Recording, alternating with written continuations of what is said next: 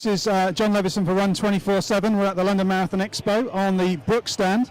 Very pleased to be joined by Michael East. Michael was an extremely accomplished track runner in his day. You probably thought that people had forgotten, but we haven't, Michael. So just a quick reminder before we go on and talk about what you're doing now. Let's just run over some of your achievements as a 1500 metre runner just a couple of years ago. Yeah, well, a real breakthrough happened in 2002 when I won the Commonwealth Games in Manchester, 1500. That then set me up quite nicely for 2003 for the World Champs. I got knocked out in the semi-finals, so therefore not making the final, and that really sort of gave me determination, drive to get things right for 2004. And 2004 then was the Olympic year, and happened to make the finals, the fastest loser, and end up finishing sixth in the final. So ultimately the Olympics is the real accomplishment that I'm proud of, more so than probably the Commonwealths.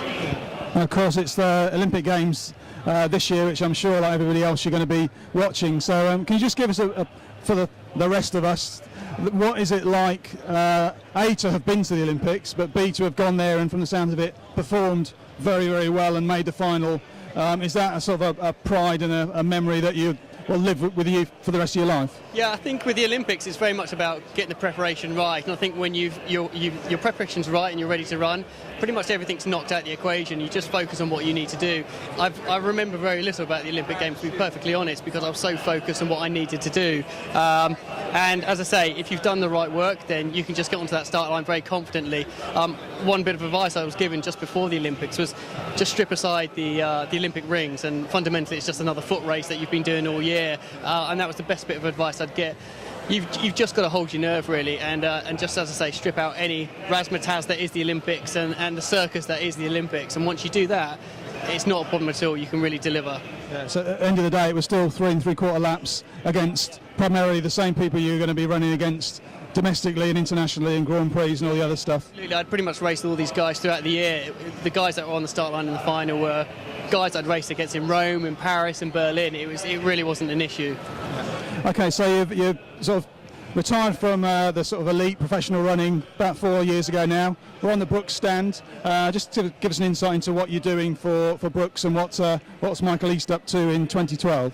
So yeah, I joined Brooks 2 years ago. A fantastic brand, a running specialist brand, which is really quite important to me. It's kind of all I know. I've been in the running trade for many years. So I look after the marketing for Brooks, and we've seen, even in the 2 years I've been here, we've seen tremendous growth, and we're continuing to grow all the time. We're starting to tap into much younger audiences, which before we weren't. We're going into the mass market, which again is a great opportunity for us, and getting more and more involved in more credible events. So yeah, we're delighted with how things are going at the moment.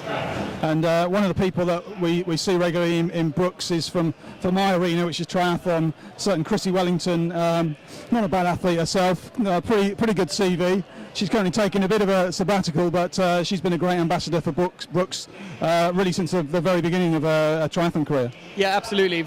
It's all about the run happy spirit and ethos that Brooks really wants to pin down, and I think Chrissy really resonates that run happy approach that we always want to get through to the public. And she's a brilliant asset for us, a great ambassador, and she does some amazing work for us and all the charities that she works for as well. Yeah. Now, one of the things I've noticed walking around the Expo here, not just on the Brooks stand, but with the Diamond Jubilee, Olympic Games, there's a lot of national pride and being proud to be British. And as we can see behind, Brooks are one of those who've sort of tapped into that. So can you just give us a very quick insight into some of these sort of very proudly British shoes and just what's led you to tap into that? I think it's really quite important to try and do something within Olympic year.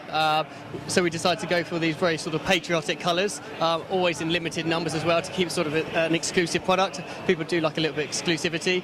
And I think because we're not one of the bigger brands like your Nike or Adidas, there's very little we can do in Olympic year. So we just thought we'd try and do something at retail level, and they've been ridiculously well received. I think to GTS as an example, the shoe here, it's the #1 selling shoe globally in the support market. So just to give it a bit of a patriotic twist has really helped us, and people have been lapping the shoes up. So it's been great for us.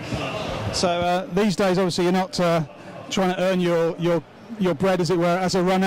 Are you still sort of managing to fit running into your sort of weekly or daily life? And what's it like being a social runner as opposed to uber fit, right on the edge elite runner?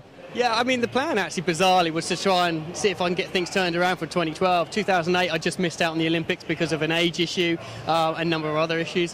2012, I always thought, okay, it's a bit of unfinished business, may want to try it again. But the workload is just so immense at the moment. I spend a lot of time travelling outside of the UK, and it's very difficult to get any continuity. I'm struggling with injuries, maybe a bit of overuse probably in the earlier days, but that competitive spirit never changes. I still want to race buses, I still want to race bikes. I just can't not run quickly, and that's what I enjoy, is running fast. Final question, we are here at the marathon. Is running a marathon something you've either done or would like to do at any point, or is speed really your thing? Speed's absolutely my thing. Even when I was running at elite level at 1500, I would be running 6 days a week and probably looking at running about 80 miles a week. But no way would I ever look at trying to run a marathon. I may be eating my words in a couple of years' time, but right now I really want to maybe focus on a couple of very good 10Ks, or get that sort of time down. Marathon, I don't have the patience to deal with a marathon. I get very bored just over 5 miles. So I'm all about the speed, and that's pretty much about it. Well, thanks a lot for speaking to us, Michael. Been great to see you, and these very, very attractive Brooks shoes. If you want to look onto the Brooks website, I'm sure you'll find a lot more about these very patriotic shoes. And thanks a lot, Michael, for your time.